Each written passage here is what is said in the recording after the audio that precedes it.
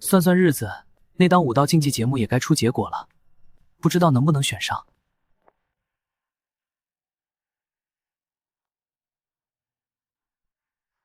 果然没白报名。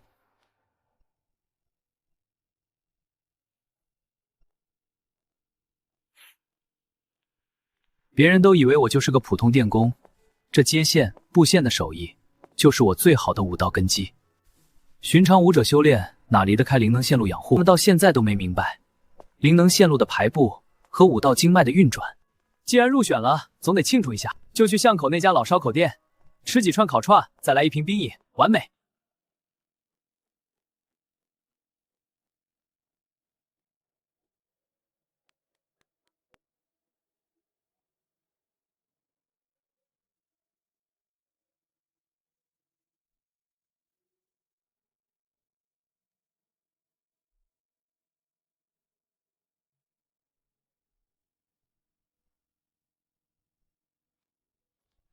喂，您好，我是秦电工，请问有什么问题吗？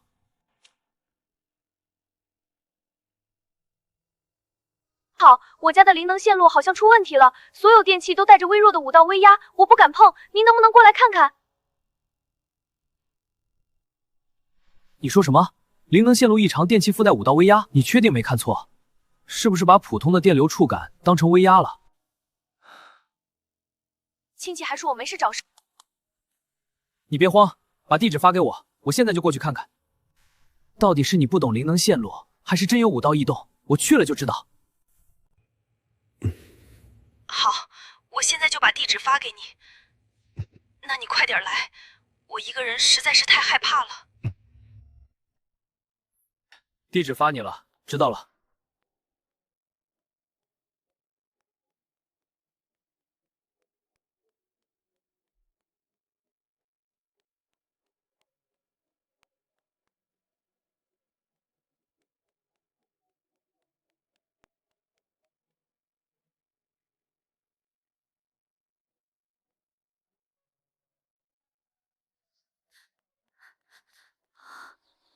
我是昨天接你电话的，怎么不像？不是，就是您看起来比我想象中年轻好多，我还以为是个年纪大些、经验丰富的师傅，所以有点惊讶。对不起啊，师傅。没事儿，年轻不代表没经验，放心吧，你的问题我会解决的。太感谢你了，秦电工。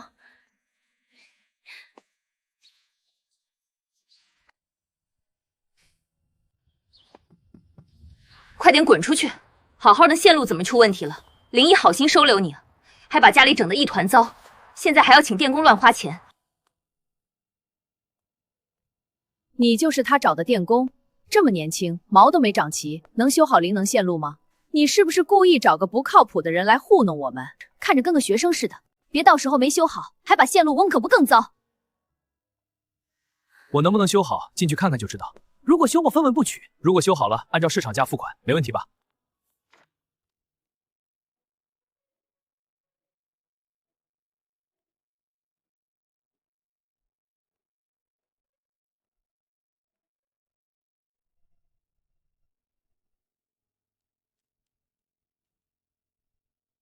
灵能电闸现在是打开的吗？先确认一下电闸状态，才能排查问题。当然是关上的。家里有小孩，万一灵能波动伤到孩子怎么办？你这电工连基本的安全常识都不懂吗？灵能线路出了异常，关着电闸怎么排查？这家人真是一点常识都没有。师傅，对不起啊，我妈她就是脾气急，担心孩子，没有别的意思。你们俩别乱碰屋里的电器和线路，看好家里的孩子，避免意外。灵能波动异常，碰错了容易受伤。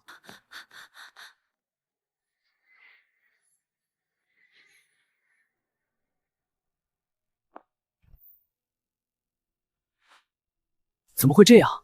所有电器都是180灵能符，远超安全范围，难怪会有武道威压。主播都惊呆了，看来这问题不简单啊！还好小姐姐没乱碰，再测一遍看看啊，主播。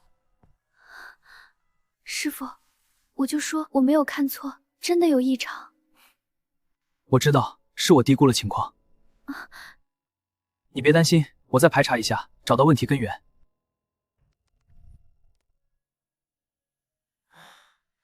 问题应该在厨房，但奇怪，关掉怎么还有30灵能符？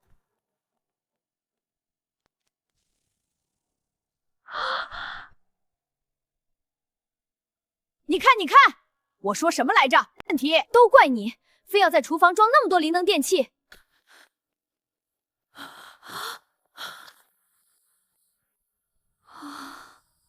我没有。找到了动静源头。你们看，这个热扫器的地线插角有灵能灼烧的痕迹，应该和热扫器的灵能保护装置有关。这燃气热扫器看起来是全新的，怎么会出现灵能故障？正常情况下，全新的灵能电器保护装置不会这么快失效。我就说不让他装燃气热扫器，他非不听。现在好了，出问题了吧？这笔维修费必须他出。我真不知道会出问题了。说思淼，他也不是故意的。他怎么不是故意的？坏了就修嘛，多大点事，至于这么指责他吗？这阿姨也太不讲理了吧！全新的热扫器出问题，看来这款灵能热审器质量不行啊，以后坚决不买，太危险了。心疼小姐姐，寄人篱下太不容易了，还要被这么指责。都别动！你确定？看结果。是零？安全。那不可能！相信我。都是黑发白衣女孩的错。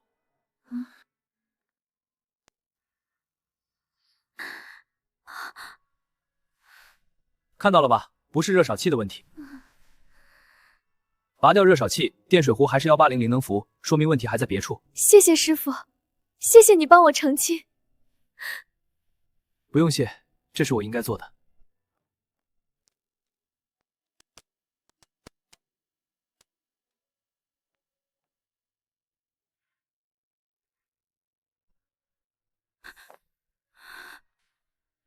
还是有30灵能符，说明问题不在电器本身，可能在灵能线路上。一步步排查，终于有方向了。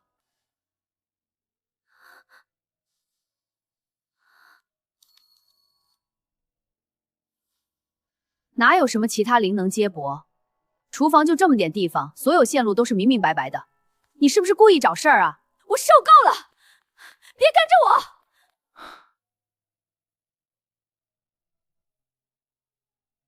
你再仔细想想，厨房有没有什么隐藏的灵能线路？比如角落里、墙根下不起眼的那种，可能是之前装修时留下的。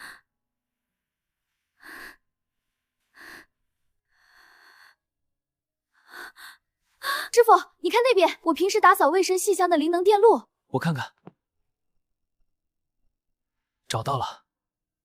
这根线确实源自厨房的主线路，但另一端钻进了墙里，不知道连接到哪里。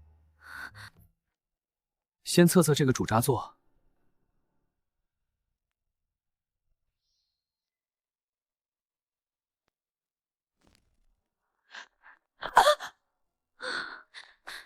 你给我老实说，是不是你拿了我放在床头柜上的白金灵能项链？那可是我花了大价钱买的，你是不是见财起意？大姨，不是我没有拿你的项链，我根本不知道你项链放在哪里。我教训他，你太过分了！你别挡着我，我知道我看到的是真的，你别这么冲动。那项链那么贵重，我特意放在床头柜的抽屉里。我告诉你，玩具房里有灵能监控，我一查就知道是不是你拿的。我现在要排查玩具房的灵能线路，这里灵能波动异常。项链的事儿等会儿再查。不，我要查清楚。别闹了，快走啊！我告诉你，这事儿没完。师傅，谢谢你，谢谢你帮我解围。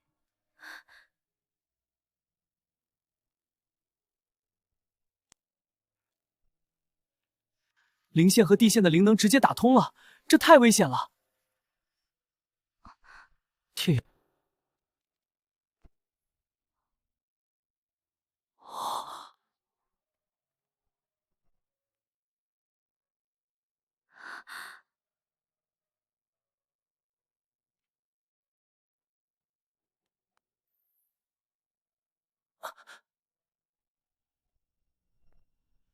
奇怪，项链找到了，也有问题，怎么还有30灵能符？问题到底出在哪？你是不是和白衣长发女串通好的，故意演这么一出戏，想帮她脱罪？妈，你别再怀疑了，咱们调灵能监控看看不就知道了？说不定是小男孩拿去玩，不小心塞插排里了。你到底在隐瞒什么？这条断链就是证据，你逃不掉的。监控，你根本就是个假电工，说不定是那个黑发碧蓉女孩找来的托。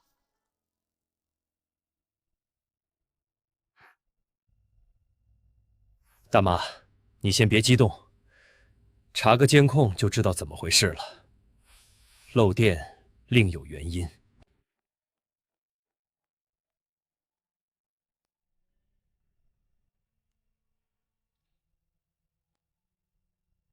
确定了，是地线的灵能出了问题，不是屋内线路和电器的事，得去楼下的灵能电井看看，才能彻底解决。来了，你快看看，这人找的野电工来家里折腾了半天，灵能电路的问题一点都没解决，还不知道是不是故意糊弄我们呢。李阿姨，您放心，外面的野电工大多不靠谱，没什么真本事。我是小区物业灵能电路问题，修不好我1分钱都不收。不用多测了，我一看就知道是地线的灵能出了问题。这种小毛病，我分分钟就能解决。物业电工也太快了吧，测了几个插座就知道问题了。看来这王师傅的技术比他好啊，折腾了半天都没解决，人家一眼就看出来了。青年这是吃瘪了吧？被同行碾压了。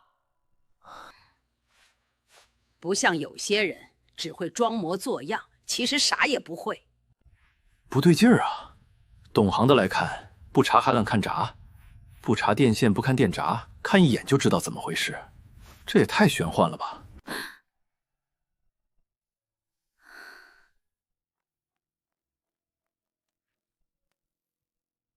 搞定了，地线的灵能问题已经解决了，以后家里的灵能电路不会再出问题了。灵能电路的问题尽管找我，比外面的野电工靠谱多了。还是你技术好，比某些人强多了。这钱我马上给你。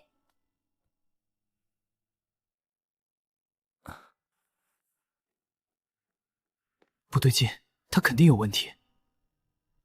着急不让我去灵能电井，还不让小区的人找其他电工。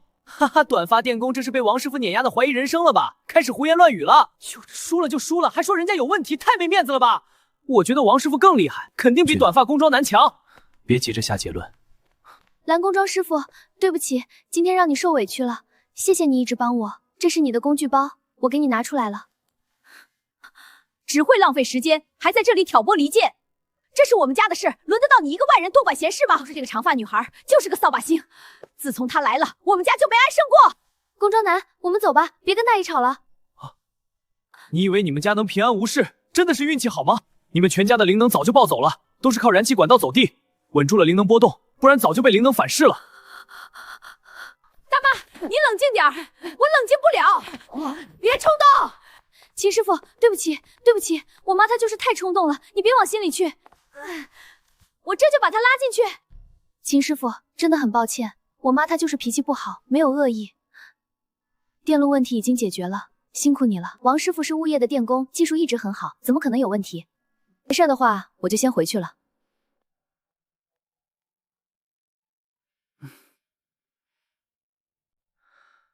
他之前排查的那么认真，王师傅确实太反常了。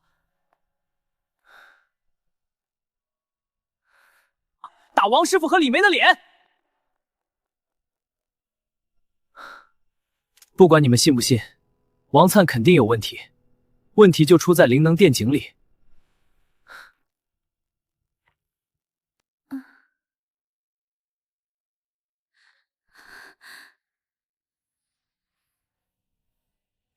你们跟我去一趟灵能电井，看完我就走，我分文不取，还向你们道歉。这是真急了，非要找回场子不可啊！电路问题已经解决了。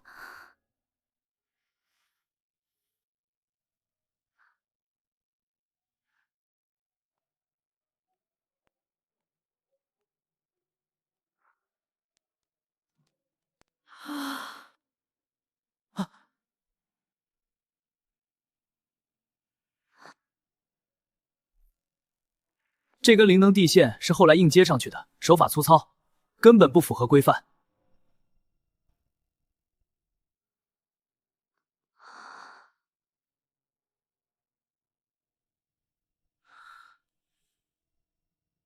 好好的灵能地线为什么会断？秦师傅，您的意思是王灿故意剪断我们家的灵能地线？他为什么要这么做？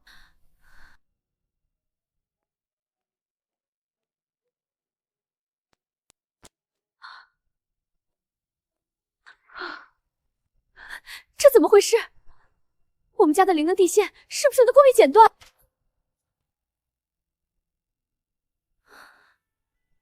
有人故意剪断这些灵能电线，至于谁干的，想必不用我多说，你们心里也清楚。就是怕秘密被发现，只是临时接线，敷衍了事。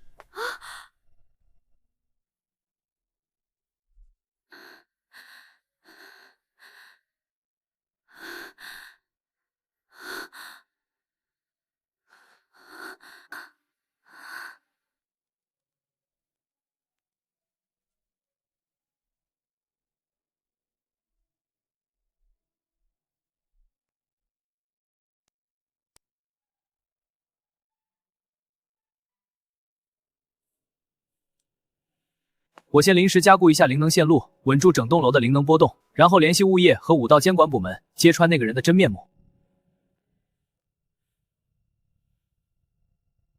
对不起，之前是我们错怪您了，谢谢您发现了这个秘密，师傅，太感谢您了。若不是您，我们到现在还被蒙在鼓里。别客气，这是我应该做的。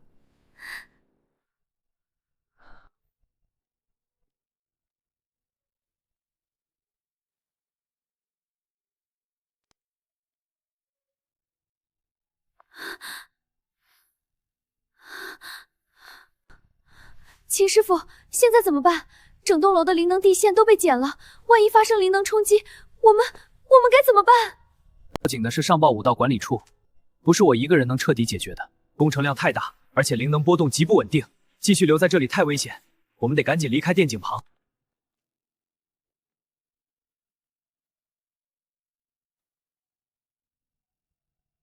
在蓝山庭院发现整栋楼灵能地线被人故意剪断，已经上报了，武道管理处的人很快就会过来。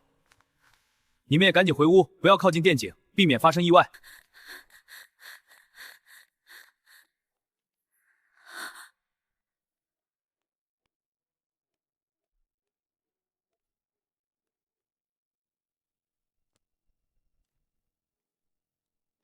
本来好好的，遇到那个会议室，还好老敷衍过去了。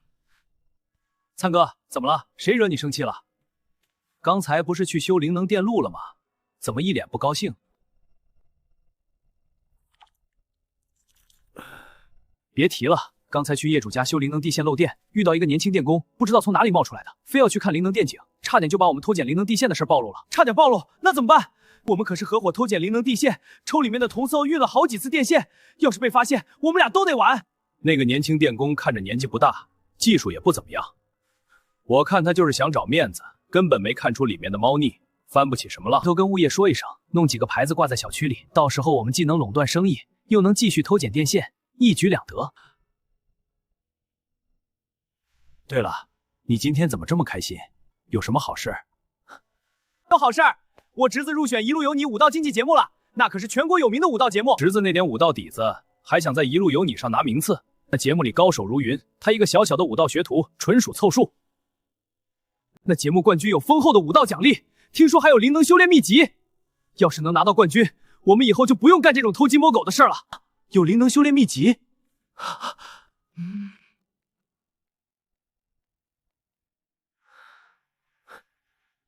这个电工秦业怎么这么眼熟？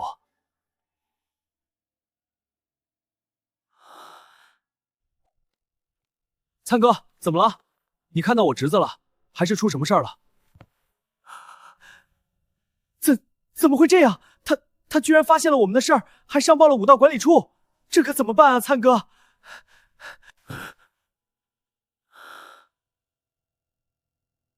啊，快想想办法！我们现在怎么办？武道管理处的人要是来了，我们就完了。胡查工装男、圆脸工装男，我们接到举报，你们涉嫌偷剪小区灵能地线，贩卖灵能材料，请跟我们走一趟，接受调查。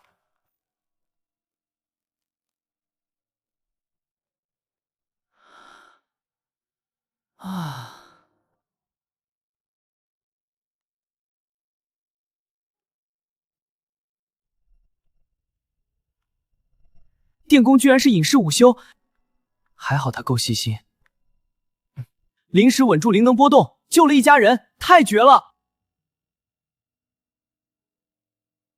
必须严惩王灿和刘勇，为了赚钱不顾别人的安危，太灰心了。不错不错，辛苦大家了，晚上安排聚餐，犒劳一下所有工作人员。这样能维持节目整体热度。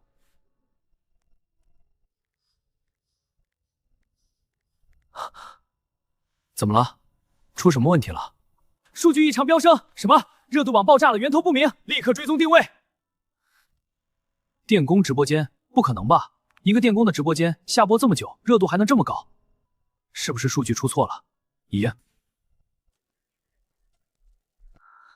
太炸裂了！这哪里是电工直播？这种直播效果比我们刻意安排的节目环节还好。马上联系武道电力领域的专家，安排一位教授和一位科普博主。是，快去！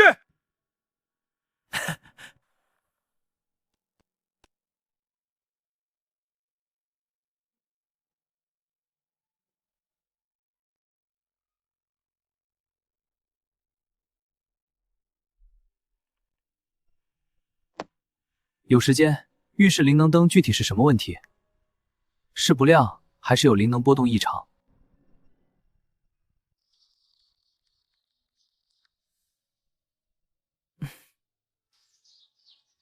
老城区武道家属院距我家不远，10几分钟就能到。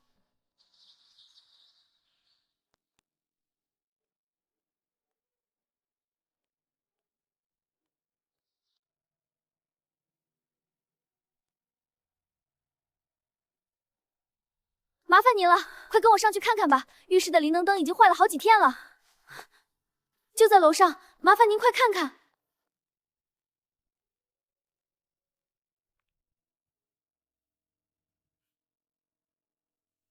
结合刚才顾客姚青说的多个电工报价高，您能推测一下这次秦业要修的灵能灯大概是什么问题吗？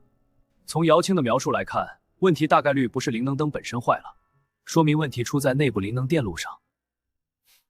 但工序繁琐，耗时耗力，电工们不想费功夫，才故意报高价，逼低马尾女孩放弃或者接受高价维修。杨教授也太牛了吧，一句话就看透问题，期待他打脸那些黑心电工。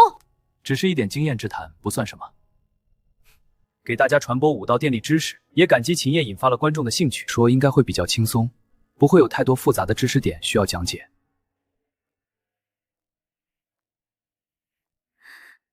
以为只是小问题，没想到这么麻烦。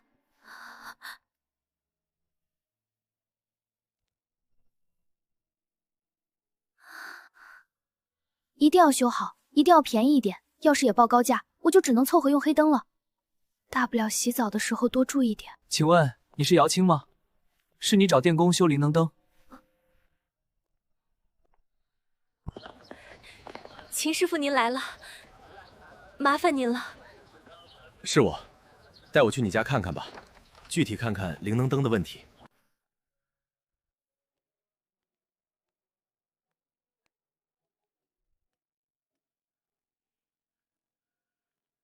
但收拾的好干净，看得出来小姐姐很用心。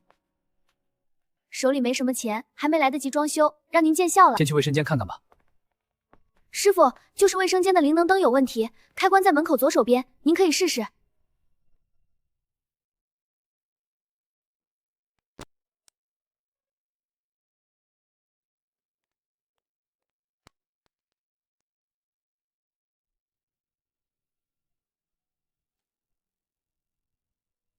师傅，您闻到了吧？之前来的电工拆开灯后就说灵能线路烧了，要全部换掉，报价5000多，我实在付不起。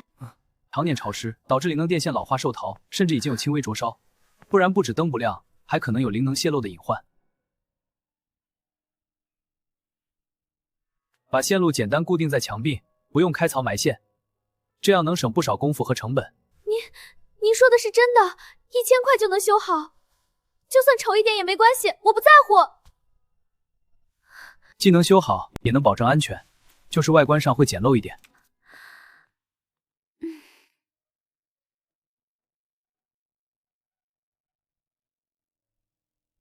知道短发女孩没钱，特意低价维修，还考虑到她的难处，太暖心了！比起那些黑心电工，蓝工庄男人真的太良心了，粉定了。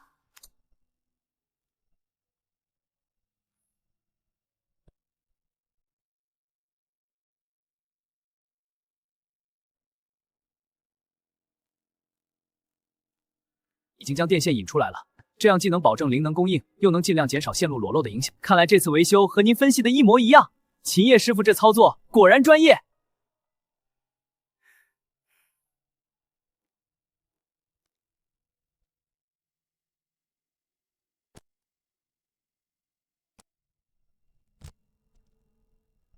这不对啊，他怎么把电线剪断了？不应该是接插盘吗？是啊，眼镜教授，秦叶师傅这是要做什么？剪断电线怎么给灵能灯供电啊？难道蓝衣工人有更厉害的办法？坐等反转。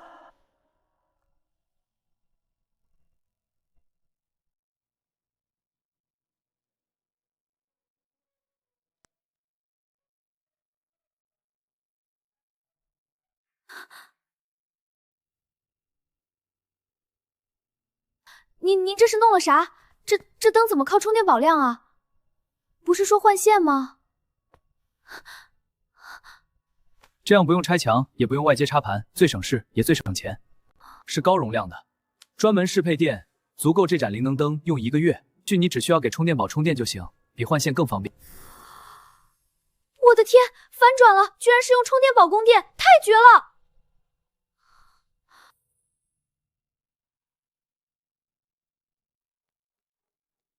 别愣着了，正头还在拍呢，赶紧圆一下。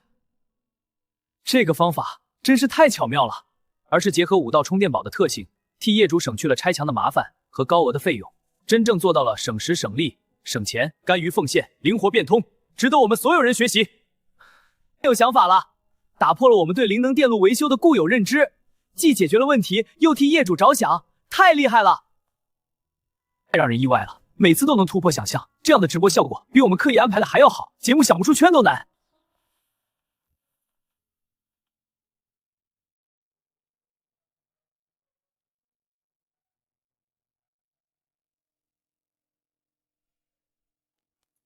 年轻师傅一定要留住他，后续给他安排更多的直播资源。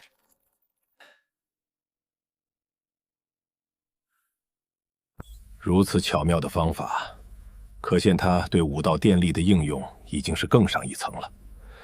有机会一定要和他好好沟通一下。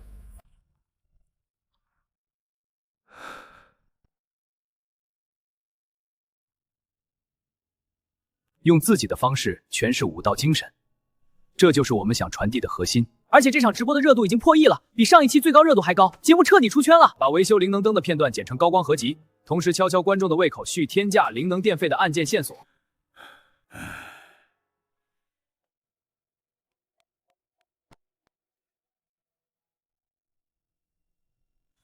怎么可能？1个月的灵能电费居然要17000元，这也太离谱了！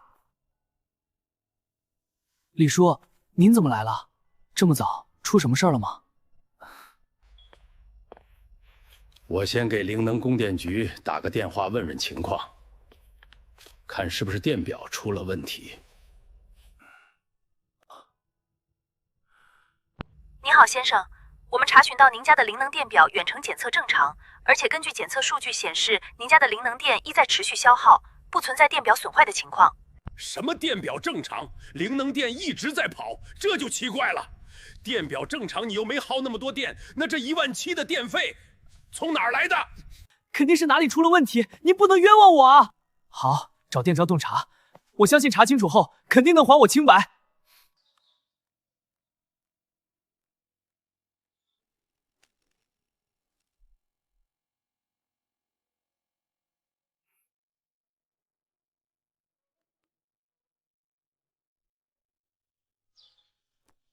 是秦叶师傅吗？我是老城区5道家属院的，我们家1个月的电费17000，这怎么可能？我又没用大功率电器。怎么会这样？您先别急，我给灵能供电局打电话，他们说电表正常，普通居民家1个月不可能耗这么多灵能电，这耗电量，我收拾一下工具，马上就过去。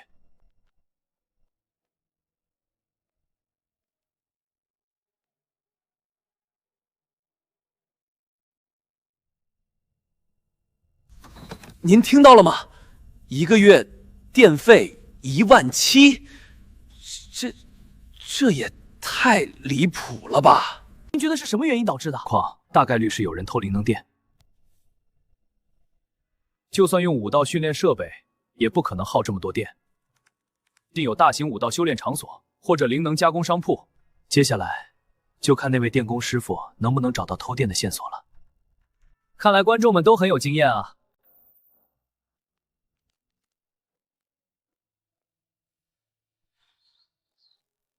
我真的没有用这么多灵能电，我不想被冤枉。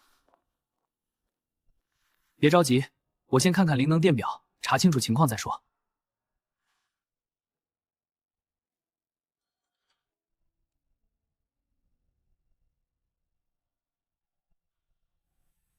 运行正常，灵能供电局说的对，这17000元的灵能电费确实是你们在跟我实际消耗的。这电表是给谁用的？电表箱有问题，保险丝必须马上换掉，否则后果不堪设想。南柱202，我们俩共用这一个灵能电表，平时我就看看电视，用普通电器，他也就练武道，用个小型训练仪，根本耗不了多少电。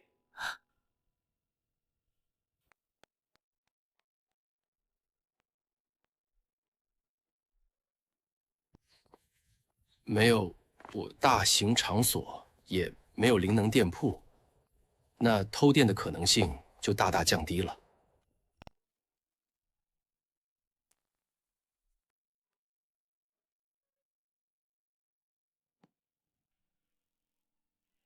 电表正常，没有偷电的痕迹，也没有灵能漏电。这17000元的灵能电费到底是怎么来的？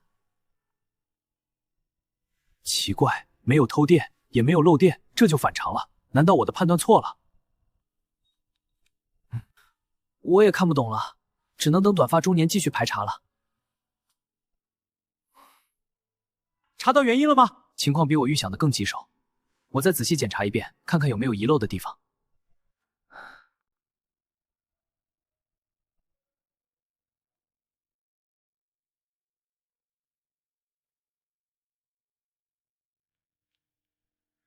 您之前推测是大型武道设备偷电，现在看来这个分析好像出错了。您现在能看出这灵能电费异常的原因吗？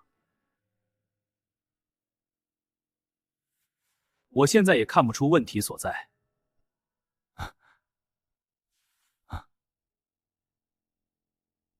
正常，无漏电，周围也没有大型武道场所，这种情况太反常了，超出了常规的灵能电路故障范畴。那我们就一起坐等那位蓝工庄青年解谜。看看这天价灵能电费的背后。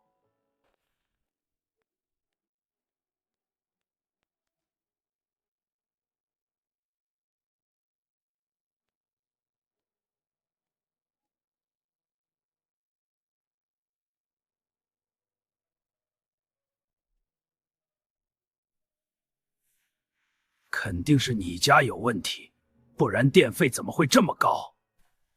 放心，你家没有灵能漏电的情况，测电比全程显示正常。我就说我家没问题，我没有偷电，多平，就我一个人住，你自己看哪里有地方藏偷电设备？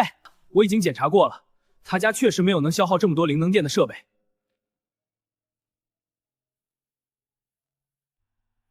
房子就60多平，收拾得干干净净，根本没有偷电的可能。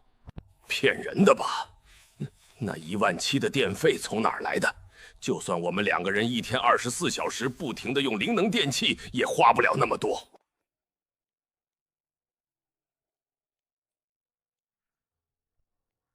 那偷电的方式比较隐蔽，你先拉下你家的总灵能闸，我看看电表的情况。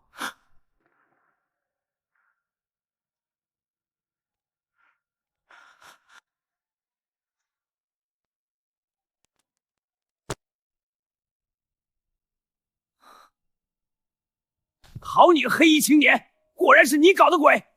你一拉下总闸，电表就停了，不是你偷电是谁偷电？你还敢狡辩？他家里明明没有大型设备，怎么可能耗这么多电？太离奇了！不会吧，不会吧，蓝工庄不会栽跟头吧？这剧情怎么感觉还有反转？你相信我，我真的没有偷电，我家真的没有能消耗这么多灵能电的设备，我就算想偷，也没有那个能力啊！还敢狡辩？电表不会骗人！行了，不是你用的电，还能是谁用的？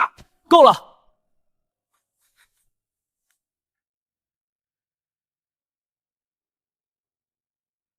原来是这样，对不起啊，我错怪你了。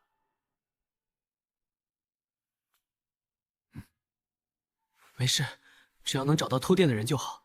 我们现在该怎么办？我们逐个排查房间的灵能电闸，就能找到偷电的具体线路。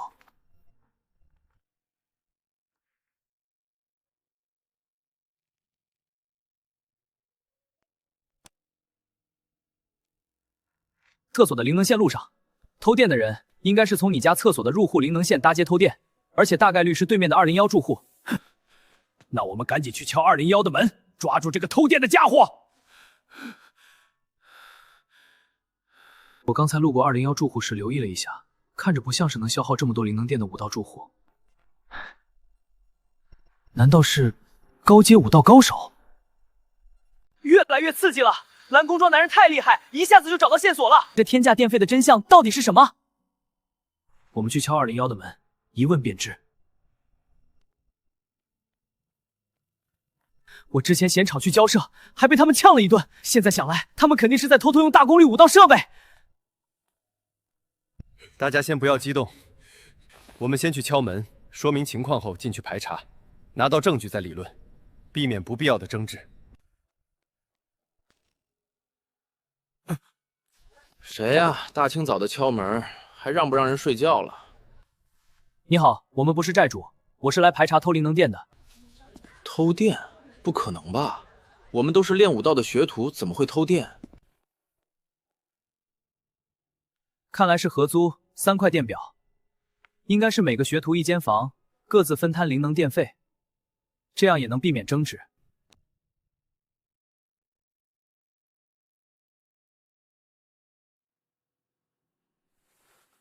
奇怪，若真是这里偷电，电表不可能没有，可能伪装数据，又何必耗掉这么多灵能电？这不符合常理。蓝色功夫男师傅，怎么样？是不是他们偷的电？看出灵能电的去向了吗？我们家那17000的电费到底怎么回事？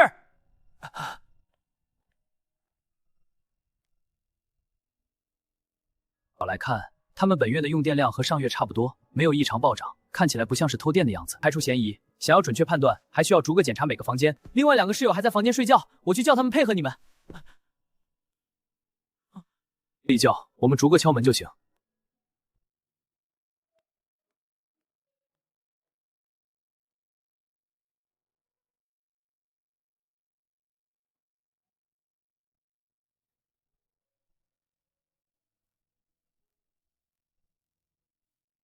就说我没偷电吧，我们就是普通的武道学徒，平时就练练武，根本用不了多少灵能电。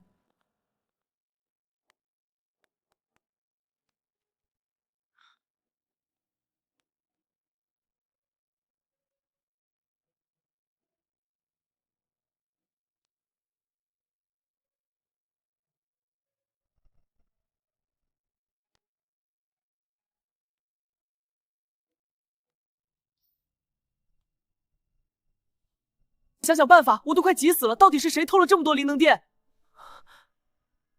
这怎么回事？难道我们找错地方了？可偷电线路明明指向这里啊，总不能是线路自己跑电吧？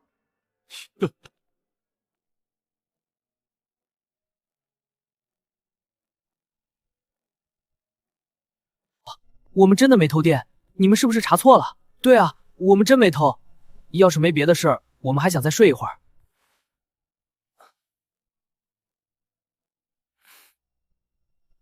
我再仔细想想，一定能找到问题所在。我确定灵能电一定进了201住户，因为202的厕所只和201的厕所相邻，偷电线路只能从这里搭接，说明201只是偷电的中转站。转站什么意思？我们没听懂。就是有人先把黑色运动服青年的灵能线偷偷接到201的线路上，线路把灵能电引到其他地方。我们排查201，只会发现他们自己的用电量正常。快跟我来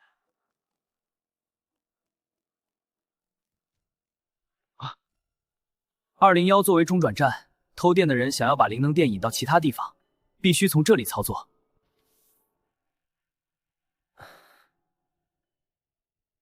而且灵能电井位置隐蔽，平时没人注意，既能方便他们搭接线路，又能在被发现时轻松栽赃嫁祸给201的户，心思太缜密了。找到了，就是这2根线。这2根线，一根连接着202的线路，另一根连着201的线路延伸出去，通往小区深处。这就是偷电的关键，只要顺着这根线查下去，就能找到偷电者的位置。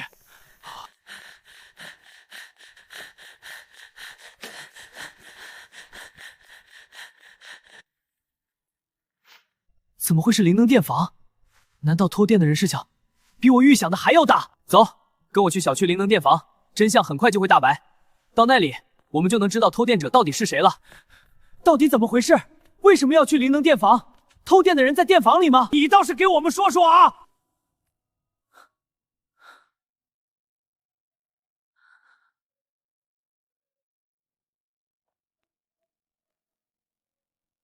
你们看，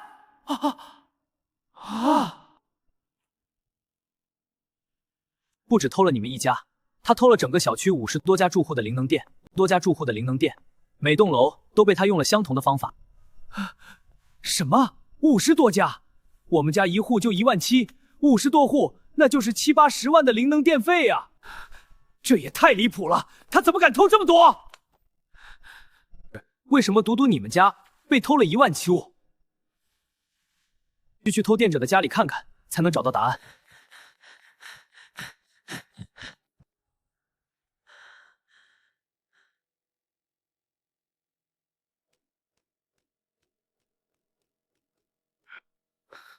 难道没人在家？可外面的空调还在转啊！不可能没人。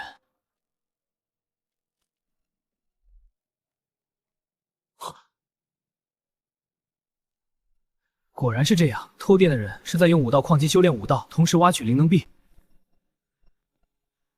这些矿机需要消耗大量的灵能电，所以他才会偷50多家住户的电来满足矿机的能耗。原来是这些东西在耗电，可为什么我们家被偷了17000，其他住户却只是稍微上涨？这太不公平了！我也不清楚，按道理来说，每户偷取的电量应该差不多，除非这里面还有其他猫腻，或者你们家的线路有什么特殊之处。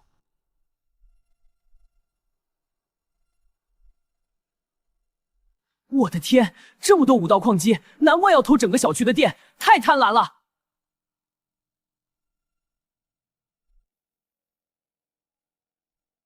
不对啊，偷50多家，怎么就一家被偷了17000？其他住户呢？事件肯定还没结束，快查！到底为什么独独李强国家电费这么高？别留悬念啊！偷电挖灵能币，这胆子也太大了，必须重罚！师傅，太感谢你了！太感谢你了，终于找到偷电贼了！我这就去楼下等武道管理处的指使。找到偷电者只是完成了一半任务，真正的问题还没解决。李强国家17000的灵能电费到底去哪里了？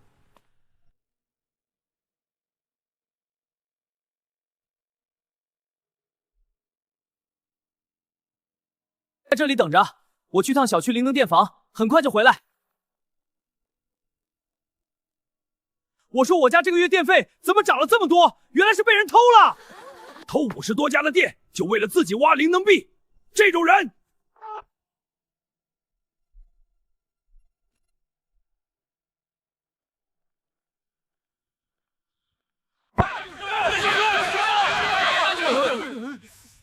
大家安静一下，我们是来处理偷电事件的，请大家配合一下。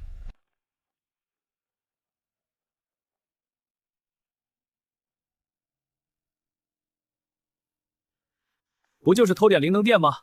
偷电多就是受点武道惩戒。我半年挖灵能币赚的钱早就够赔偿了，你们能奈我何？黑夹克男人，你偷取的灵能电分摊到每户，金额不足惩灭标准，我们只能责令你补缴电费，无法对你进行重罚。听到了吗？不过是补缴点电费，对我来说不值一提。你胡说！我家被你偷了17000的灵能电费，这么多钱足够对你重惩了。你别想狡辩，我每户偷的电量都差不多。你家怎么可能你自己家用电超标，想赖在我身上？别吵了，事情的真相我已经查清楚了。到底怎么回事？你是不是向着他？你到底是谁？你家那17000的灵能电费不是被偷了，是漏掉了。听到了吧？是漏电，不是我偷的。家的损失我可以赔偿，这样就不算偷电了吧？你以为赔偿了就不用被惩辩了？你照样要为自己的行为付出代价，而且分摊到每户的电费不够重惩标准。你一个小小的电工也敢管我的事儿？就凭你涉嫌危害武道公共安全罪。我只是挖灵能币偷了点电，怎么就危害武道公共安全了？你别血口喷人！搭接偷电线缆的时候操作不当，导致灵能漏电。这些漏出来的灵能电，顺着地下灵能电井的钢筋，漏满了整个小区的武道下水道。的灵能电井井盖，我立刻去了小区灵能电房附近的灵能电井，用测电笔检测后，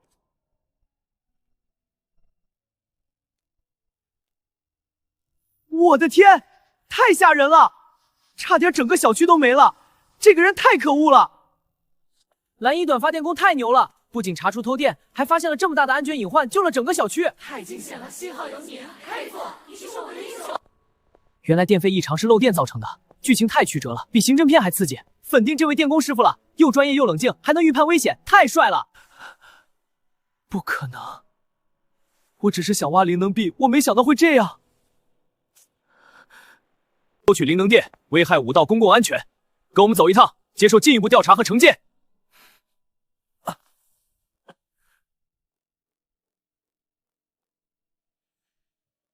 小区所有灵能电井和下水道，消除安全隐患，同时追缴你偷取的所有灵能电费，赔偿所有业主的损失。举手之劳，排查灵能电路，消除安全隐患，本来就是我的职责。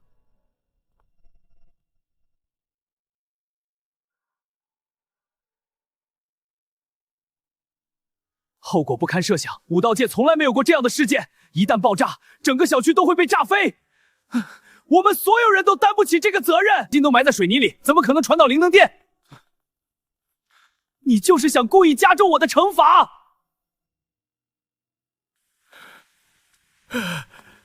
自己改造灵能电路时，只图省事，把电线缠上了横梁钢崩。现在再想来，灵能电荷可能已经顺着钢钉传了下去，甚至已经蔓延到了整个小区的下水道。是不是狡辩？不是他说了算。在场就有灵能供电所的执事，让他去查验一番，真假立见分晓。这件事太危险了，远比自己想象的还要棘手。去灵能电房查验，必须尽快确认隐患，及时消除，晚1秒就多一分危险。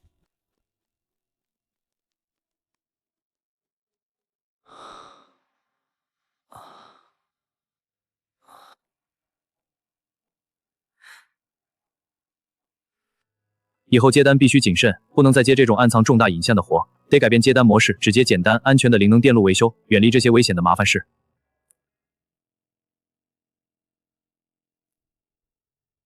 我的天，这也太离谱了吧！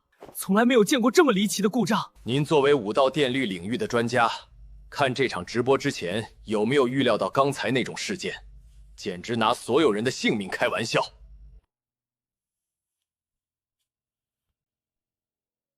大屏幕突然黑了，看到了，太突然了，吓我一跳。我们得检查一下系统，我这就去。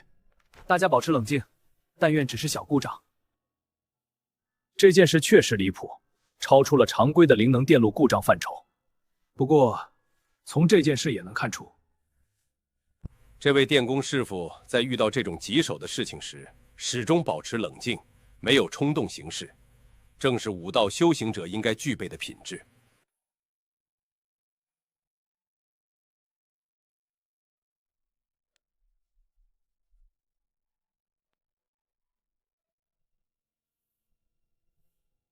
好的，各位观众，虽然直播已经结束，但这场惊险的灵能偷电隐患事件还在持续发酵。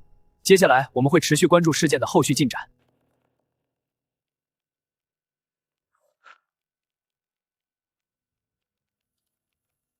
家人们，重点来了！等到清理的时候，整个小区都会被炸飞。武道下水道一旦遇到静电火花，必然会引发剧烈爆炸。那位电工师傅的专业与冷静，值得所有武道从业者学习。后续会采访秦业、武道管理处执事等相关人员，为网友们还原事件的完整经过。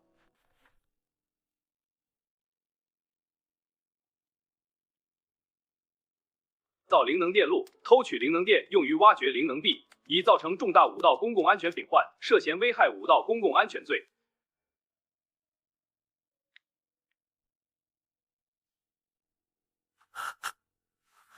周至的武道微电影，还不如一个电工的直播词。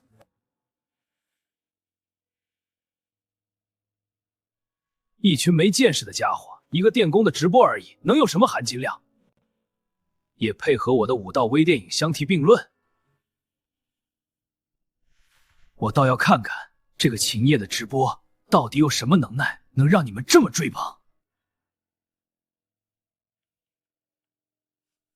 就这，灵能电表读数异常，这么简单的问题，果然都是些小儿科的排查，这种情况稍微动动脑筋就能想到，有什么值得大惊小怪的？有点意思，居然不是201住户。不过就算这样，结局也不难预料，无非是偷电者藏得更隐蔽罢了。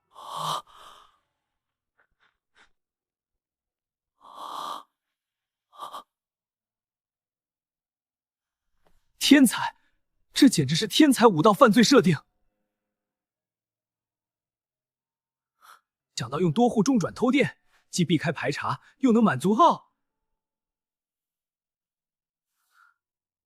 厉害，太厉害了！有反转，有武道元素，完全契合武道烧脑悬疑电影的特征。要是翻拍出来，绝对能大卖。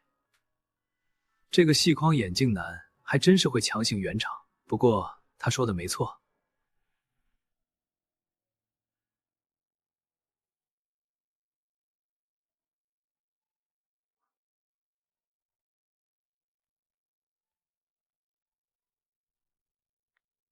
师傅堪称炸区专业户，建议改名叫炸炸。期待，看看师傅主动接的单子会不会比之前更惊险。安全第一，我们就想看你安安稳稳接单子，顺便长长灵能电路知识。错了，签的都是意外，以后再也不接那种危险的单子了。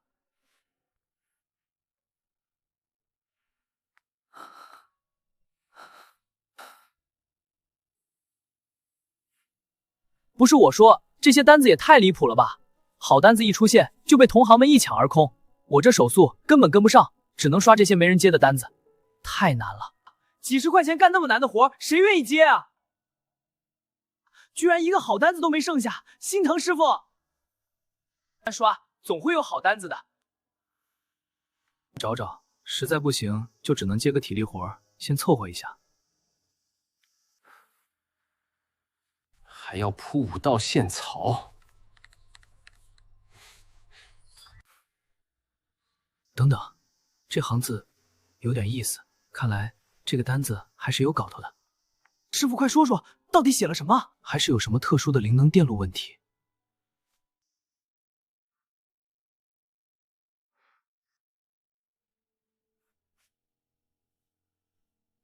就这需求，没必要大费周章凿墙铺线槽，装一个武道人体感应灯就能完美解决面。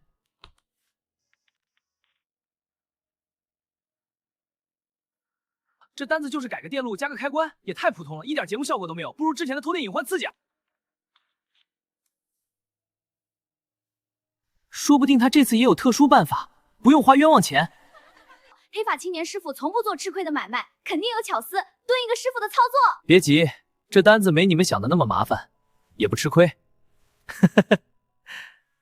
等我联系上顾客，你们就知道了。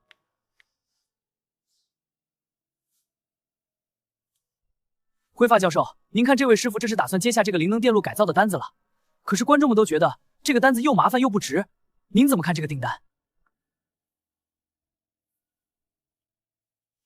我还是有点了解的，他从来都不是愿意吃亏的人，而且他是看完订单介绍后才决定联系顾客的，说明这个订单里一定有吸引他的地方。床头无开关，企业摸黑摔跤，根本不是改造灵能电路、凿墙铺线槽、武道人体感应灯，还能省去凿墙的麻烦，节省时间和成本。我怎么没有想到呢？武道人体感应灯确实是最佳解决方案，既省事又实用，难怪那位年轻师傅愿意接这个单子，原来他早就有主意了。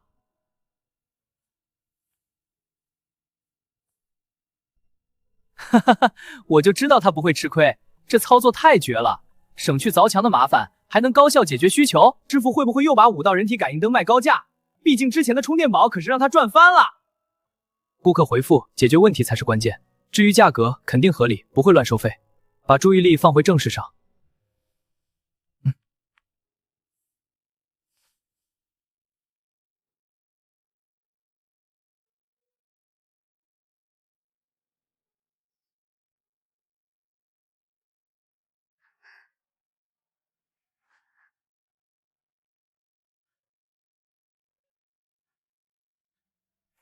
又是来涨价的吧？真烦，就不能有一个靠谱的电工吗？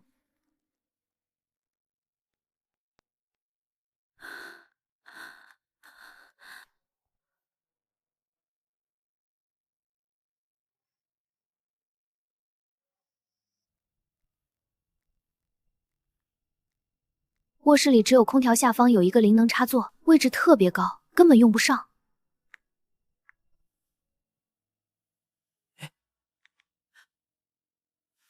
不是吧？这房屋装修也太奇葩了！床头没有插座，插座装在空调下方，还是高位，这设计师是怎么想的？原来是这样，倒闭的武道地产装修肯定偷工减料，布局不合理也正常。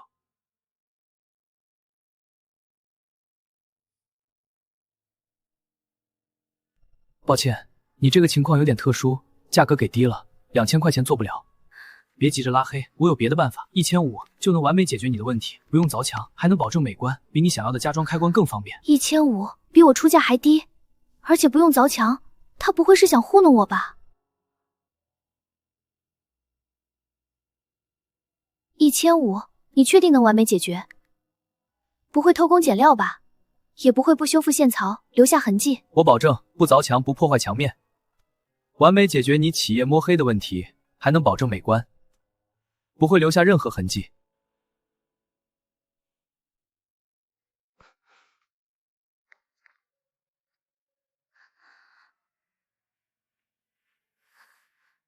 抱歉，是我想多了。那你什么时候有空过来看看具体情况？啊，今天下午就可以过去。你把地址发给我，我过去看看，保证给你完美解决问题。哎呀，终于谈妥了！一路被误会的太冤了吧？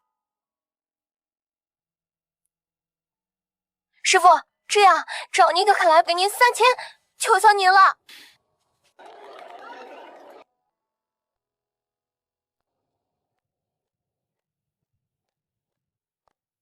加那点距离顶多用掉30，再加上辅料和人工，满打算成本不会超过3转。之前对方报价1500，现在对方直接开3000，简直是抢钱啊！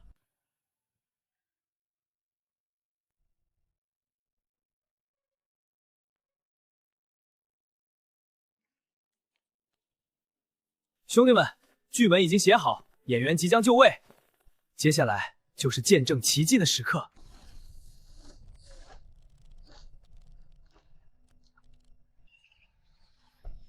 随便看看吧。有个同行给一户人家装空调，结果走的时候被局主拉着，现在地议了，要赔偿精神损失费。说离谱不离谱？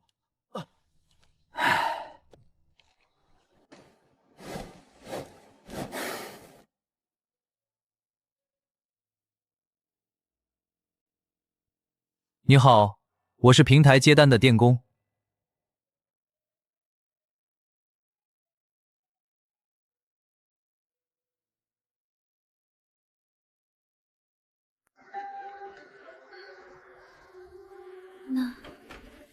那你进来吧。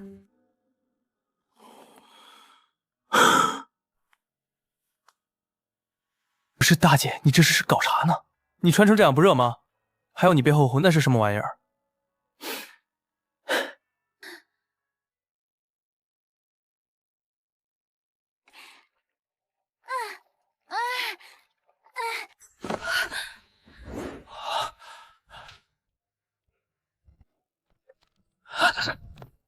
这个是我还不是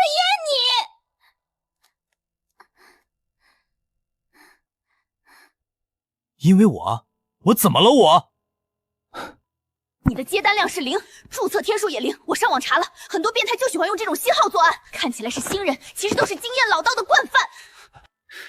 感觉自己的人格正在被按在地上反复摩擦。自己在家，我肯定害怕啊！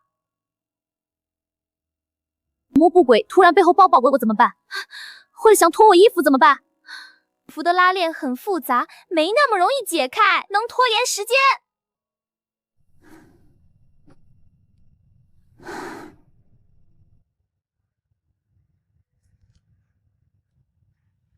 之前的话，我的人格不是受到了侮辱，她是被这位天才少女进行了一场惨绝人寰的物理超度。这姑娘不仅脑子不大好使，精神状态也异于常人，跟她打假爆风险太高。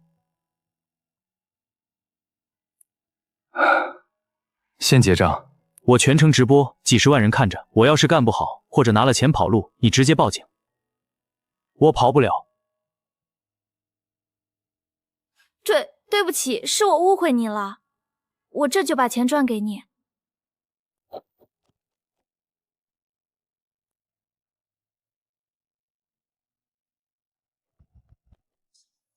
卧室在哪？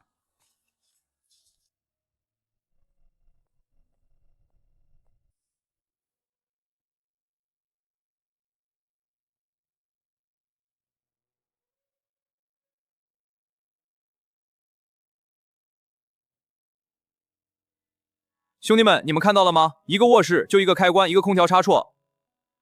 现代人都不用充电的吗？床头没插座，这简直是反人类的设计。这地产商也太离谱了吧！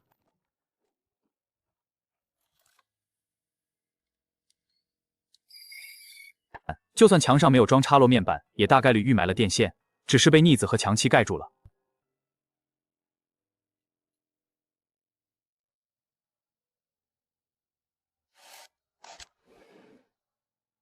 兄弟们，我错了，我收回我刚才的话。这种房子他们怎么敢交付的？居主的律师还没把他们公司给淹了。这是唯一的办法了，只能从空调插座引电。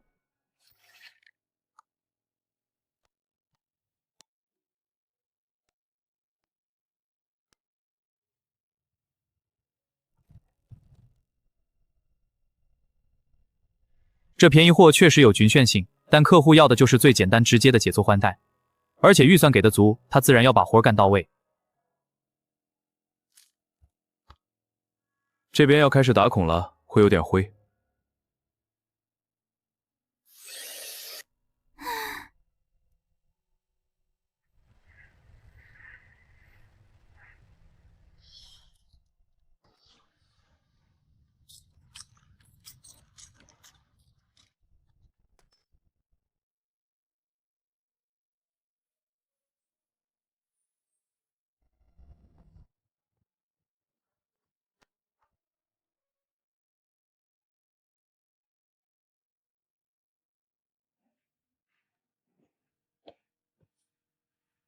太小了，万一他人还没下床，只是翻个身斗就聊了影响睡眠，或者人已经下床了，灯没亮，一脚踩空，那这2000块挣的可就不踏实了。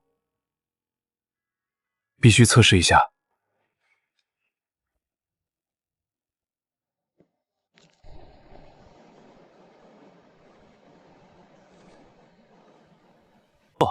我在工作。很好，在床上小幅度的动作，不会错误触发。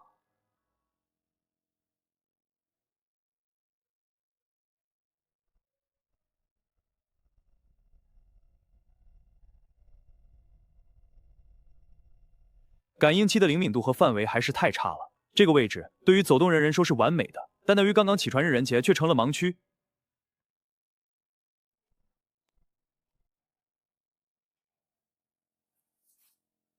兄弟们，见证奇迹的时刻到了！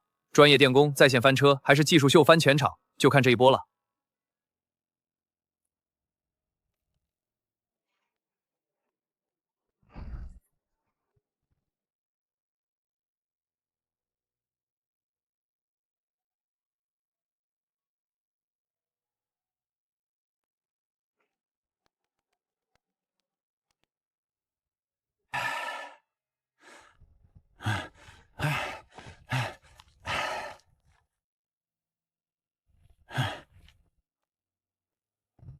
兄弟们，记了，彻底记了。是我的锅，错误估计了凯妹，也高估了自己力挽狂澜的能力，专业性不存在的。我的床上干什么？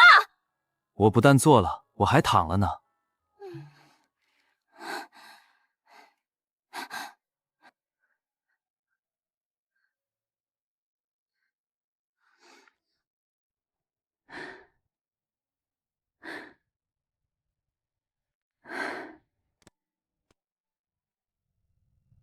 你先冷静一下，事情不是你想的那样。拉穿暖是为了模拟一个全黑的环境，测试这个感应灯设计的功能，不就是为了让你晚上起夜的时候能自动亮起来照明吗？向上，然后坐起来，再下地走动，就是为了完整的模拟一遍你晚上起床的全部流程。这个灯到底能不能在你需要它的时候被准确触发，找到问题所在？我怎么能给你一个最合理的解方案呢？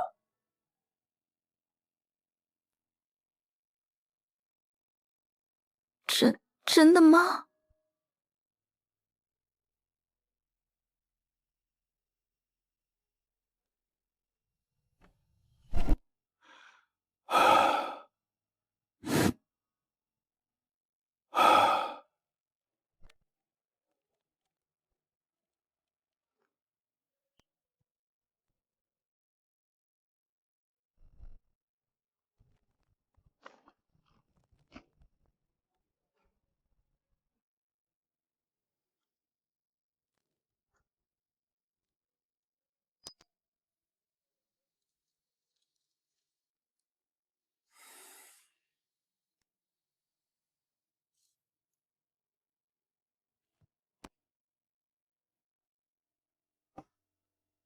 林师傅他真的换了一个新灯，杨教授神了，您真是神了！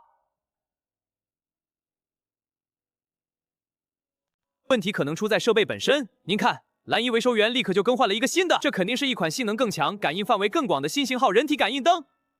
也体利用更高级的设备来解决，这服务态度，这接点问题的效率，太值得我们所有从业学习。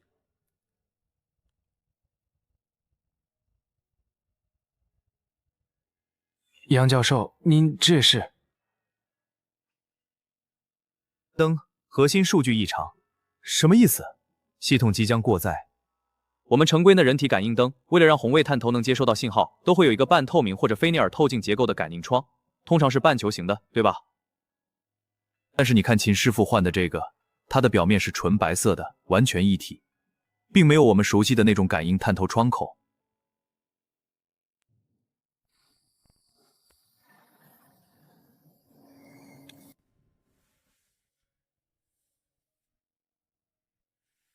的边缘有一圈非常细密的圆形开孔，这绝对不是散热孔，散热孔不会设计成这个样子。我猜测，这根本就不是一个人体感应灯，这是一个智能灯。智能灯？这种设计，那些圆形开孔很可能是内置的喇叭或者拾音麦克风。这个灯极有可能是通过手机 APP 通过语音来控制的。原来是更先进的智能灯，通过语音来控制，这简直是跨时代的技术应用啊！这服务真的是领先了行业至少10年。工装师傅，已经好了吗？真是太谢谢你了，你真是我的救星。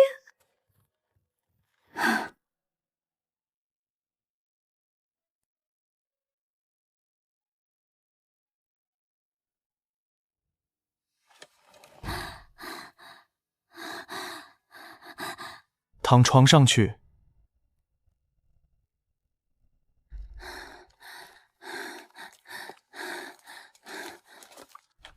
你一个人住，晚上会不会害怕？你脑子里都在演什么呢？我是让你模拟一下晚上企业上厕所的场景，不然我怎么给你演示我修好的效果？一股热气直冲上来，整个人都被土斗来的窘迫碾没。好了，现在假装你睡着了，然后半夜醒了，准备坐起来。黑发女人深吸一口气，按照指示缓缓坐起，安静地等待着。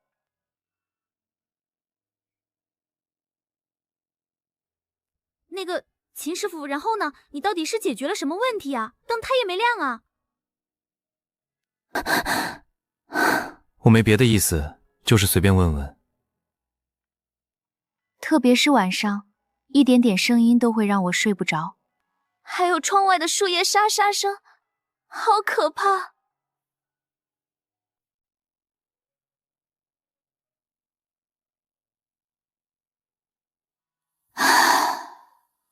怕。那你害怕的时候会做什么？就是感觉浑身发软，腿都动不了，然后拼命告诉自己是幻觉，是我想多了。会不会喊出声？不敢，绝对不敢！你想啊，万一外面真的有什么不好的东西，我这一叫不就把它给引过来了吗？那不是更恐怖？我连呼吸都不敢大声，怎么可能去接尿？我不是那个意思。那你为什么这么说？因为事实就是这样。我还是不明白。那我慢慢解释给你听。尖叫的穿透力能让同伴在很远的地方接收到求救信号。下次你晚上起夜上厕所的时候，如果你觉得害怕，你就叫出来。怎么还开始上起生物课了？还让我尖叫？我一个人住，我叫给谁听啊？也不会有人来帮我啊。邻居可能还会以为我发神经，跑来投诉我扰民。你信我一次。我怎么能相信你？请给我一个机会。好吧。来，叫出来。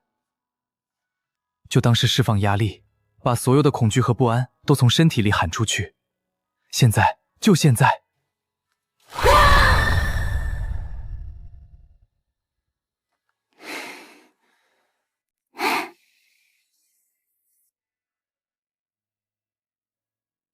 准确地说，这是声音感应装置，专门识别又高音量的人声。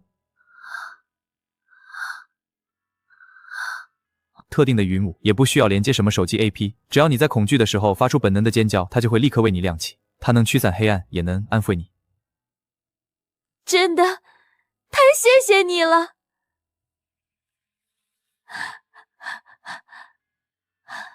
我问你，人为什么需要夜灯？因为是为了安全，我只是不想让你受到伤害。意识模糊，视线变差，突然开灯反而容易眩晕摔倒。这种独居的年轻人，万一摔了磕了，都没人知道。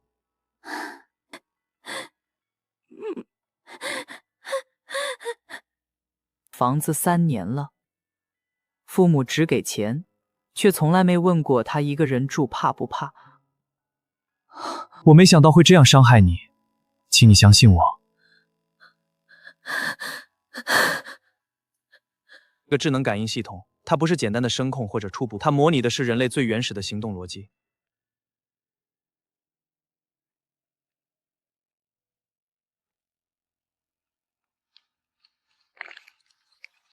真把人说哭了？那个，别哭了，我也不是故意的。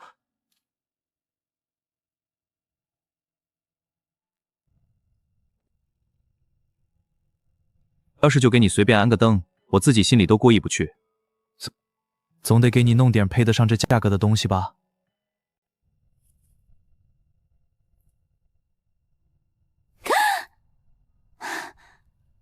你这套灯，材料费、加工时费一共多少钱？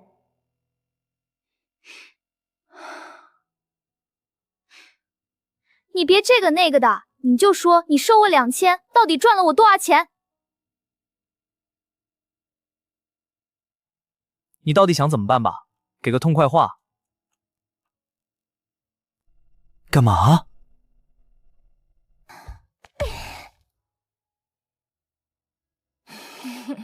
收我这么贵，我不得要个收我称呼？万一这灯明天就坏了，我上哪找你去？必须加微信。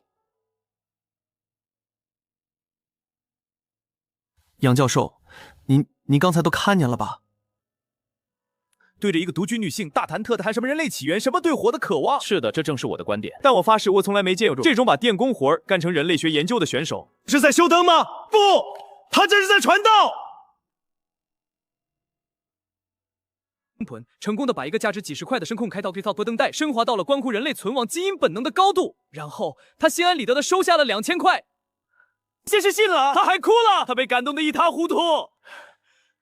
您是社会心理学领域的权威，选手这次昌成神之一手的操作，您从专业的角度有什么看法？我明白你的意思，但我们必须谨慎行事。他那套关于火与安全的理论漏洞百出，根本站不住脚，可以或者是胡说八道。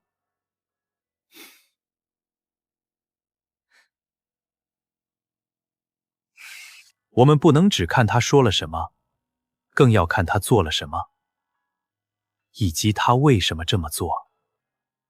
只做了一件事，安装了一套灯。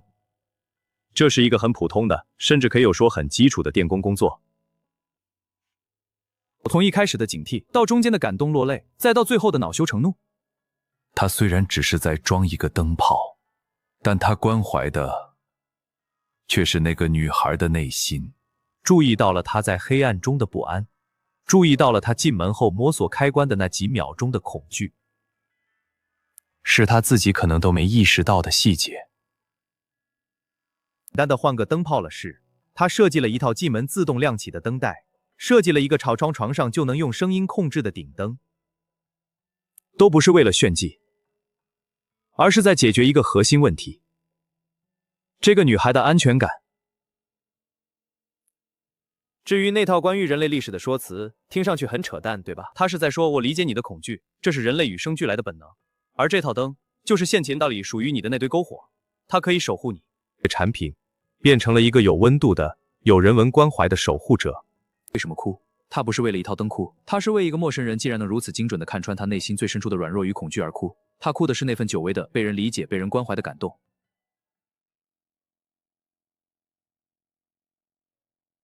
很多时候都停少在理烂上。人一个最平凡的电工，用他的实际灯给我们所有人上了一堂生动的大师课。不是说了多少漂亮话，是否真的愿意站在对方的角度去感受他的感受，去解决他真正的问题？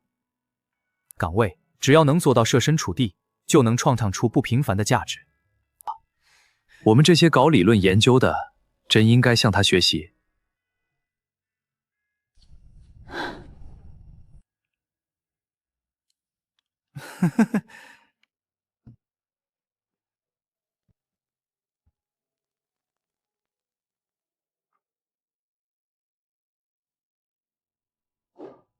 兄弟们，开播了，开播了！今天又是元气满满的一天。别闹，什么篝火不篝火的，我就是个电工。接单感觉不太适合我，那个活儿吧，考验手速，还费口舌。我这人比较懒，所以决定了，剩下的提纲单随缘结吧，有缘千里来相会，无缘对面不相逢。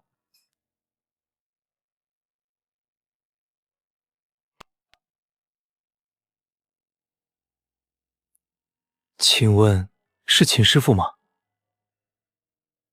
啊，对，我是，请问哪位？我是在网上看到您的视频的，我想请您帮个忙，我那个咖啡店的电路出问题了。具体什么情况？跳闸、短路？闹鬼了！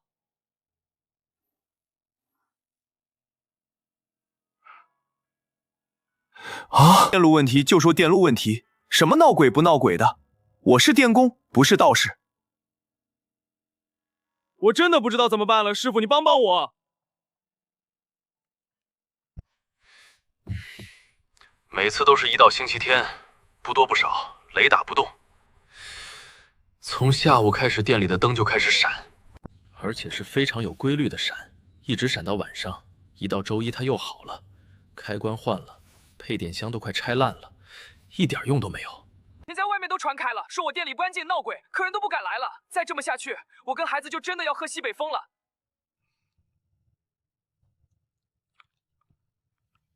行，地址发我，我现在过去。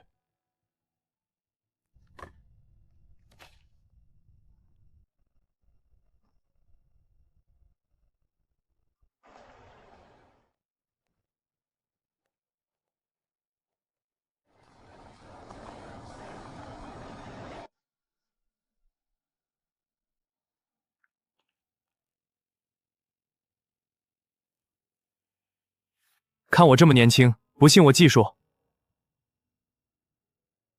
蓝一男，您别误会，快请进，快请进。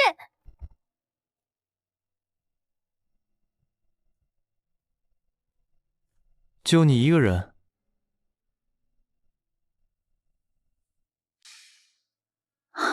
别的不扯了，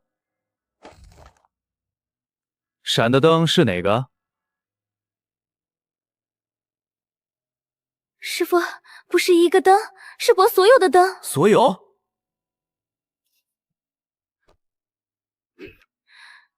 最开始只有一个射灯闪，我换了灯泡，然后就变成现在这样了。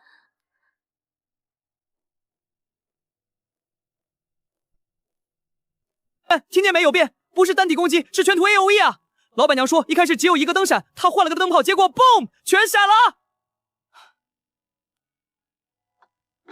我真记不清了。最开始不是周日，就是偶尔闪一下，我也没当回事儿。后来就怪了，他就固定在周日闪，跟上班打卡一样准时。这包子还有刷新时间呢，有点意思，越来越有意思了。我心里大概有数了。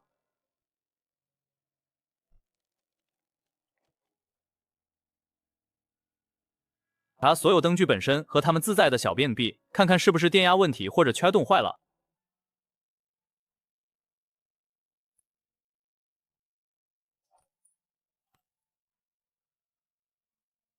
电压正常，驱动也没烧，接口都好好的。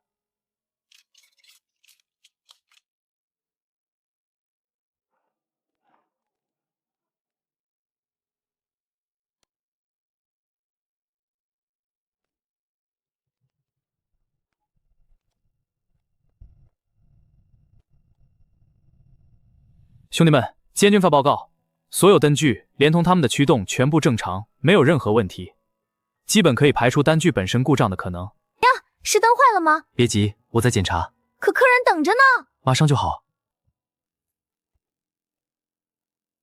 总编判对也正常，输出稳定。老板娘，现在可以100%确定，问题不出在灯上，也不是你店里的变电器。不是灯的问题，也不是电的问题，难道是真的？我干了这么多年电工，什么稀奇古怪的电路问题没见过。家人们，我跟你们说个鬼故事，故障只在周日出现。秦师傅，那现在怎么办？要不你周日再来一趟？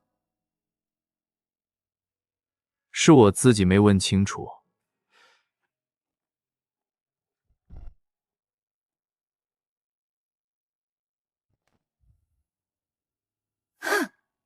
魏学女，你过来一下。怎么了，师傅？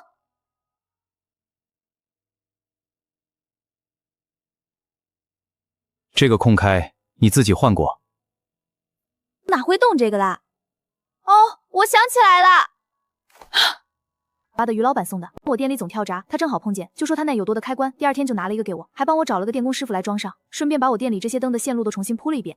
老板娘，你知道这个牌子的开关一个多少钱吗？几十，这玩意儿正品，市场价小400，一般家用根本没人舍得装。这么贵？他可能就是想跟我交个朋友。是想交男朋友的那个朋友吧？他是提过几次，想请我下班了一起喝2杯。后呢？我不知道。你必须告诉我。之后他好像就没怎么再联系过我了，在楼道里碰见，也就点个头。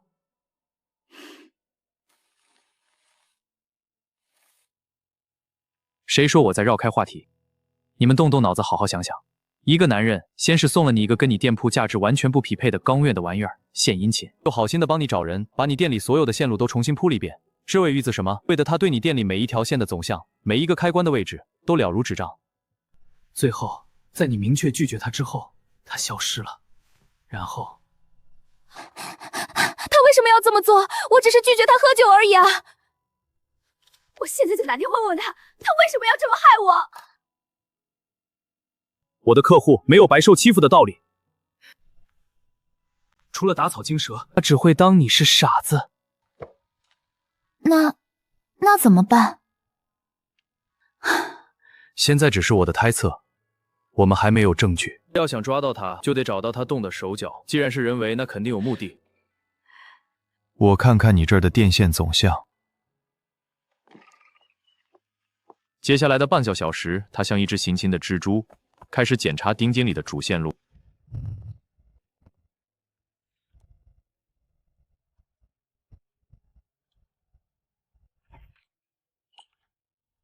奇怪了，没有线，一根通往楼上的电线都没有。顶点里面、墙壁夹层我都看了，干干净净。你店里1个月电费大概多少？差不多3000块左右吧。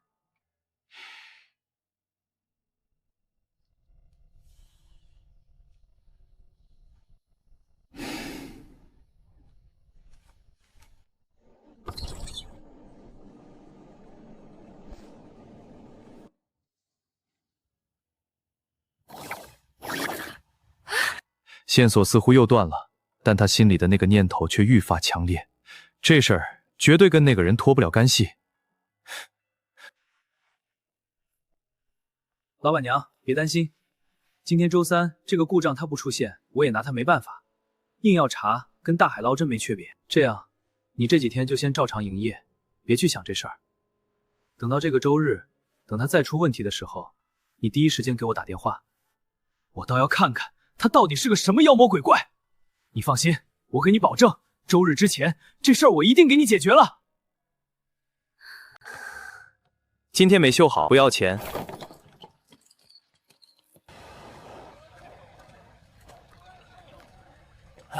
虽然在客户面前表现的信心十足，但他自己线索太少了。周日这个信息点太过诡异。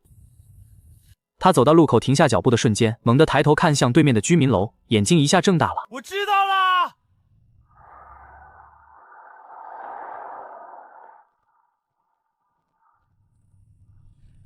看来今天的电路问题的确是非常棘手。快看屏幕，蓝工装青年他杀回去了。什么？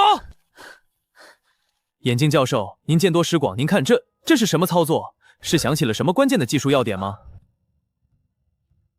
根据我多年的从业经验判断，这旧壁框虽然展件，但也是有逻辑可循的。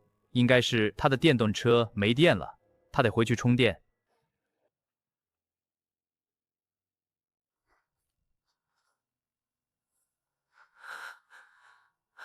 秦师傅，你怎么又回来了？我知道了，我知道你店里的灯为什么会闪了。知道什么了？你先告诉我，你们这栋楼上面那个巨大的广告灯牌今天为什么没开？就是2楼网吧旁边那个那么大一个 LED 屏幕，怎么是黑的？怎么是黑的？广告灯牌？就是那个。老板娘，我问你，外面墙上挂着那个巨大的广告屏是谁家的？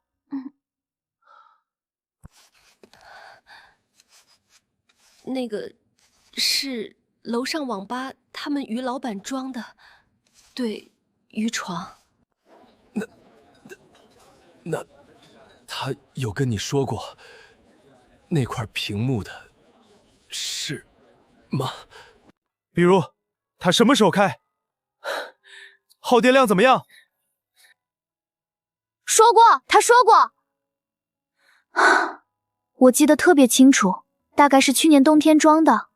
当时他还来店里喝咖啡，跟我抱怨来着。那玩意儿就是个电老虎，死贵的。看着挺小，其实老费电了。他特意给那块屏装了个单独的电表，平时都关着，就周末人多的时候加。对上了，全对上了。可跟我……老板娘，我之前检查的时候就发现了，你店里走的些电线质量很一般，属于勉强够用的那种。平时带动你店里这些灯啊、咖啡机啊、冰箱啊还行，没什么问题。但是那块 LED 广告屏不一样，那是个高功率的大家伙，它启动的瞬间需要的电流非常大。说如果这块广告屏的电是从你店里的线路上偷走的，那会发生，那就会导致你店里的总内就瞬间被拉低。电压一旦不稳，最直接的反应就是灯光闪烁，灯光闪烁。我说无凭，眼见为实。走，老板娘，我带你去看证据，证据就在墙上挂着呢。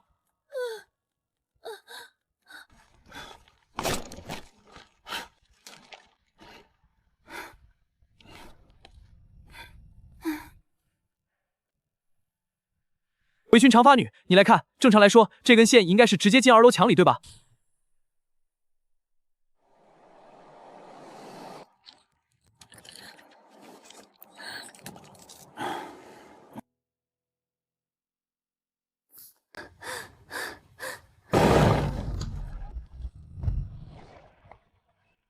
咖啡店秒变赛博朋克风夜店，这创意绝了！你还好意思开玩笑？外旁那根电源线没进楼上，拐进了咖啡店这边的墙里，线钻进去的位置就在储物间天花板上方。剖开线皮后，线芯和外皮结构一模一样。你还敢来？老板娘，你先别急，我觉得这件事绿夹克男8成也是被蒙在鼓里的。被蒙在鼓里？我真的不知道。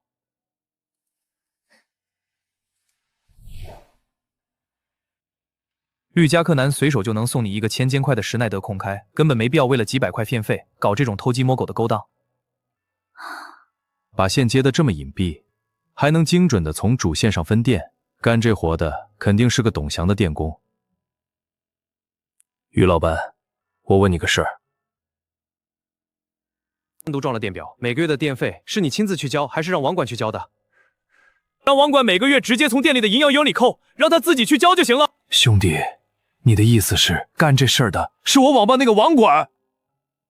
唉，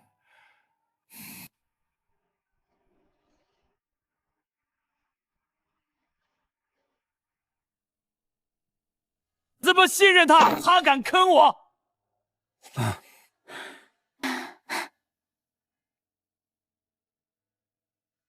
他还敢在背后捅我刀子！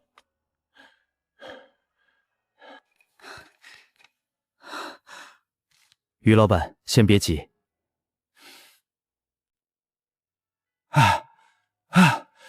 有问题，先压住火气。他有这个本事吗？改动这么复杂的线路，还要绕开你的主电表，精准的接到围裙女店里的线路上，得是老师傅，还得胆子大。用这种电工，我电工又凭什么听他的？图什么？他有他的办法。能给电工多少好处？1000、2000，这点钱够人家冒这么大风险吗？在社会上混的，这里面的道，你应该比我更清楚。不止这一家网吧，谁帮你管理着所有的店，谁有权利调动着资金和各项开支，谁能不知不觉中从营业额里把那份虚空的电费单给平掉？丹凤，是不是那个戴着金丝眼镜，看起来斯斯文文，自称管着所有网呗的职业店长，偶尔会过来转一圈的人？就是他！我想起来了，上次那个电工来我这儿布线的时候，我好像是见过他。就在马路对面站了一会儿，打了个电话，然后就走了。过，顺便看看你网吧的情况，就没在意。现在想来，他哪里是路过，分明是在场外监工。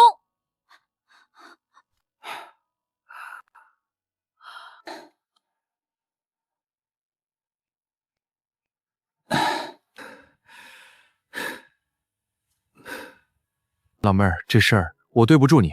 引狼入室，还把你给坑了。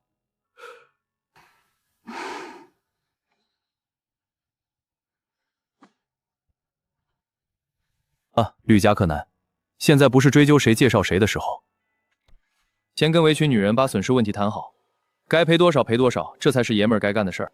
家事了，我就不掺和了。安不言谢，要不是你，还被蒙在鼓里，把豺狼当兄弟。钱你开个价，我给你10倍。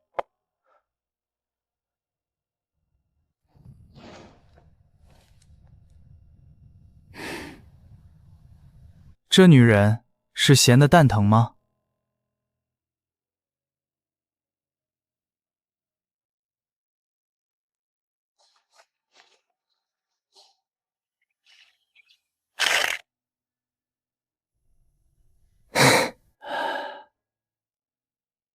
拉电线到楼下，兄弟们，新工作来了，开整！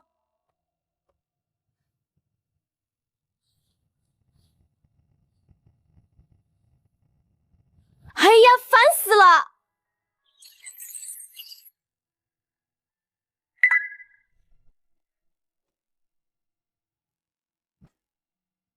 你好，是秦师傅吗？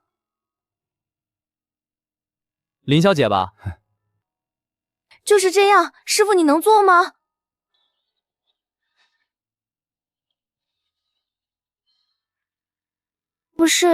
是不是很难做啊？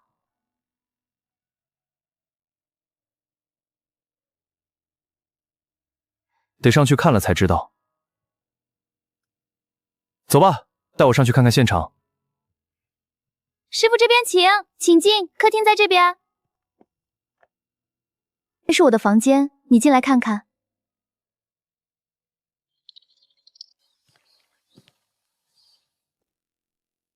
你这想从哪儿走线？区域，我室友他们可能不太方便，能不能直接从我房间的窗户走？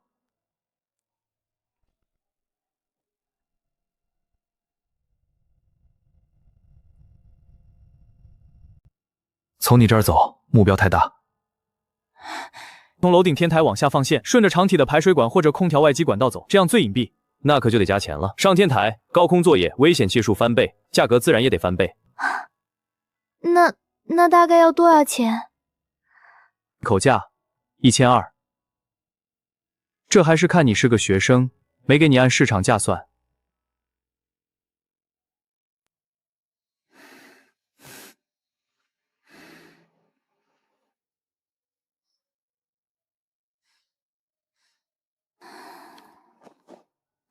2就1200，师傅，你什么时候能开始？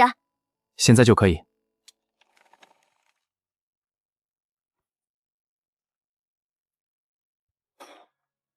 等一下，你们这合租房电费怎么算？我们每个月按人头均摊的。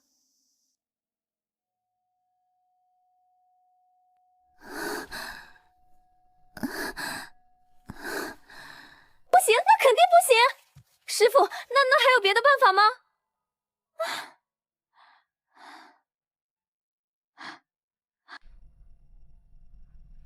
路应该是独立的，可以从这个开关的线路里接一根火线和零线出来，单独走线。你最好先问问你房东，同不同意你这么搞。房东你好，我想问一下，墙里线路能不能改一下，单独走线给车充电？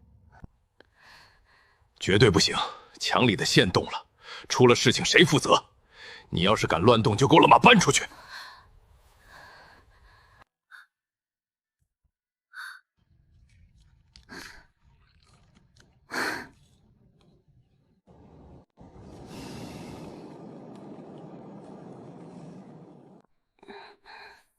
师傅，不好意思让你白跑一趟了，我给你扫200，当做你的辛苦费。啊。公司离这里远吗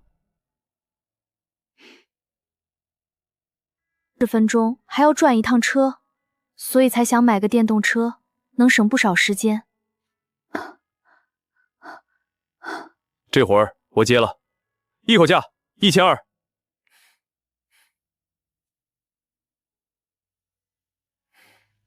问题彻彻底底的解决掉，保证你以后想什么时候骑车就什么时候骑，想去哪里就向那事情烦恼1秒钟，而且绝对安全，绝对核备，物业和保安都调不出半点毛病。好，我信你。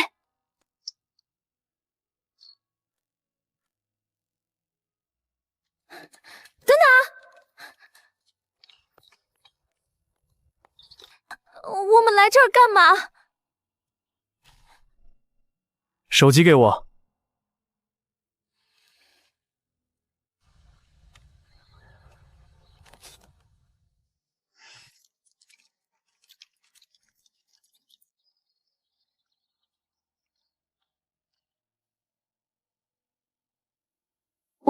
我不会真的被骗了吧？